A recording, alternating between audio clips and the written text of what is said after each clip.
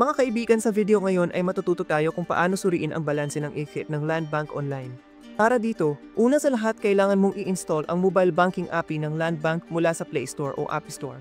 Ngayon, kailangan nating mag-click sa buksan dito at makikita mo ang interface na tulad nito. Dito ay hinihingan ka ng pahintulot para sa mga abiso. Kaya kailangan natin payagan dito. Kung nahaharap ka sa anumang problema, maaari mong sabihin sa akin sa komento. I will clear see best para matulungan ka. Dito kami ay kinatanong tungkol sa mga tuntunin at kondisyon. Kaya kailangan nating basahin ang mga tuntunin at kondisyon na iyon. Pagkatapos ay mag-scroll kami pababa sa aming screen. Kami ay mag-scroll pababa at sa dulo ay kailangan naming tanggapin ang mga tuntunin at kondisyon. Kung titingnan mo dito, may lumabas na opsyon sa ibaba, agree. Kailangan nating i-click itong sumasang-ayon ako at hilingin sa iyo na i-like ang video na ito. Ang opsyon para sa pagpaparehistro ng device ay lumitaw sa harap namin dito. Kung gusto mo, magagawa mo ito. Kung hindi, maaari mo ring laktawan ang hakbang na ito. Nag-click ako sa skip this. Kung mayroon kang user V at password pagkatapos ay maaari kang mag-login sa pamamagitan ng pagsulat nito. Kung wala ka nito ay walang problema. Kailangan nating mag-scroll pababa mula dito at kung titingnan mo dito, isang bagong pahina ang magbubukas. Dito, una ay nakasulat ang Land Bank AD at sa pangalawang numero ay nakasulat na Cash Card Inquiry. Kailangan nating mag-click sa pangalawang opsyon. Dito kailangan mong isulat ang numero ng iyong cash card at pagkatapos ay kailangan mong isulat ang EX nito dito. Ngayon, pagkatapos nito mga kaibigan, kailangan nating mag-click dito sa Save the Cash Card Number. Ay click natin ito at pagkatapos ay mag-click tayo sa Login. Mga kaibigan, narito ang aking numero ng cash card na itinago ko dahil sa mga issue sa privacy at narito ang iyong balance. Salamat sa panonood ng video.